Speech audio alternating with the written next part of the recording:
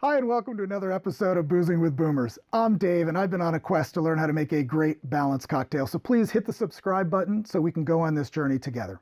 Today we're going to make the Ryeno cocktail, which is something I've been working on the last several weeks and was convinced that I've invented a brand new tasty cocktail. However, in preparing for this episode, I do a lot of research around cocktails or things with similar ingredients, and came across an article in 2018 by David Wondrich, who's the author of Imbibe that I reference a lot, where he made a whiskey and Amaro cocktail up in the Hamptons in 2005 called the Spyder. Well, he then renamed the cocktail the Reanimator, which some of you might have seen in the New York Times, in 2011. But by the time this article came out, he said it really never stuck and he's tired of naming cocktails. So if you want to have a go at it, you can name it anything you want. So where his was a high-proof whiskey and an Amaro in general terms, I am picking specific whiskeys, being a rye whiskey, and Nonino Amaro. So that is why we're naming the drink Ryeno. So hopefully, David, 3 times the charm. So we'll see if Ryeno catches on. In David's recipe, he also referred to, he wanted to use bonded-in-bond whiskey, which could be bourbon or rye. And bonded whiskey, you've probably seen it in your liquor store, but what that really means is it follows the Bottled-in-Bond Act of 1897. And it was established basically to ensure, as a consumer, what you bought was proper whiskey in a bottle. Because around that time, sometimes there were bottles of whiskey, but they might have been filled with a lot of things that really weren't all the distilled liquid. They would add color to make it look like a deeper, richer whiskey.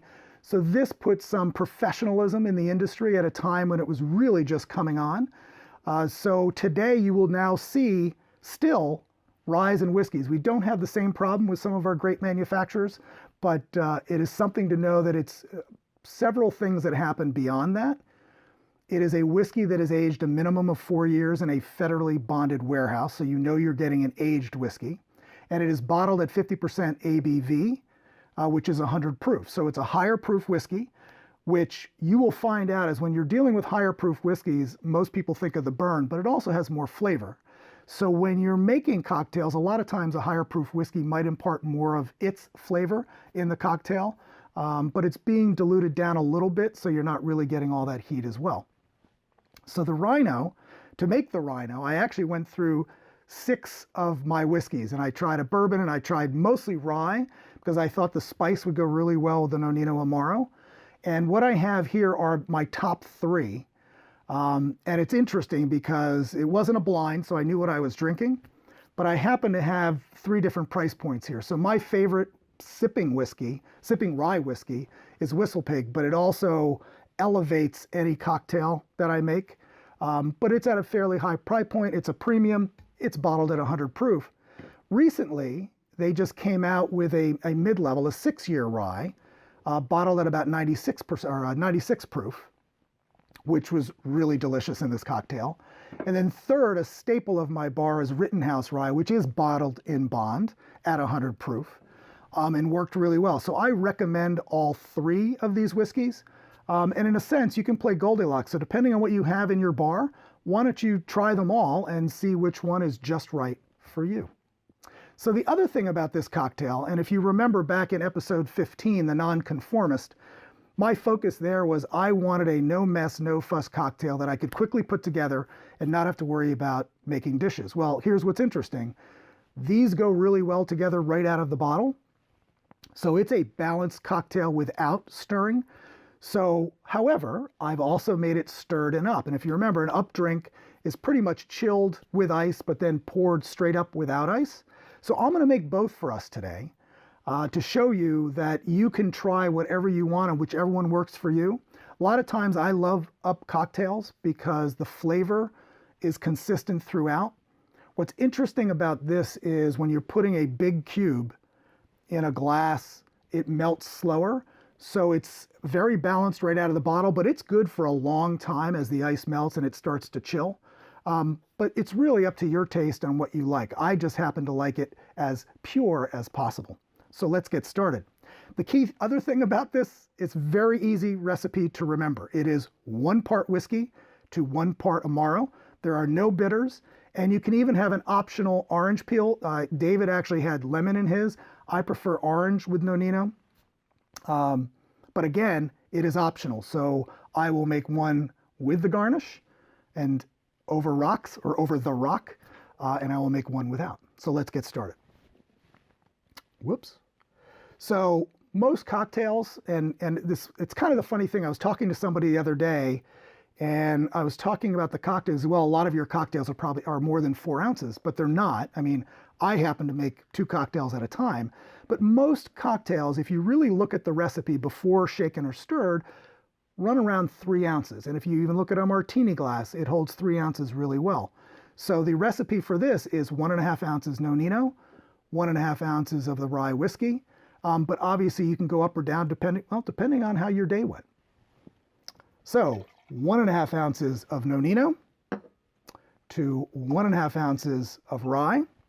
I put a little more in there. And here's what's interesting for today, is I'm going to make sure to get the rock ready in here now, is I don't have to stir it, but because I'm going to make 2 cocktails out of this with a different method for each one, I'm going to stir it a little bit, pour it right in here. I'm going to pour too much. And then the orange peel, and this I think goes well with this, is you're really spritzing, and I know you can't see it, but you want to cut a thin layer so you don't get too much pith in here, because that can add a little bit of bitterness. But what I'm doing is, all you're doing is pinching it back, the oils are spraying and covering the top of this drink. So you can rub it around the glass. But by sitting on top of the drink, you're going to get that great aroma from the orange citrus as you're sipping the cocktail, which really complements this as well. Now, I need to stir it again, but this time with ice so I can serve it up. I don't think I left myself enough, but that's okay. I think someone will allow me to share their drink when I serve it later. And again, we're going to stir it for 20 seconds, which is the ABC song. Because I have so little liquid in here, I'm worried about over diluting. So I don't think I'm going to take the whole 20 seconds. But again, what's great about this cocktail, I would actually say stir it less if you're worried about over dilution, because it is such a great cocktail without the dilution. But let's see how we did. And now this one I'm going to serve up without the garnish, but there's no reason not to put a garnish on your up drink. I just want to show you that there are 2 ways to do this, and then anything in between. So let's see how I did.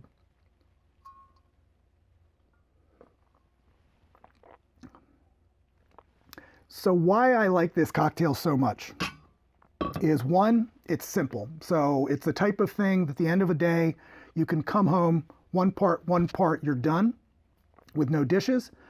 But what I love about Amaro in cocktails, it's got these layers of flavor from the herbs and the spices and the family recipe that we're not allowed to know what else is in there. But it really creates, to me, that flavor. As I keep drinking this, the flavors just seem to build on each other. And it is a wonderful, tasty cocktail.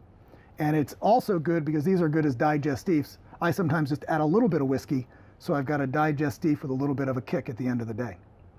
So I hope you enjoyed the Ryeno cocktail. Please, if you did, hit the like button and subscribe and hit the bell, because if you hit the bell, anytime I put out a new video, it will pop up on your phone or on your computer so that you are the first one to see what I've made next week. So thank you and cheers.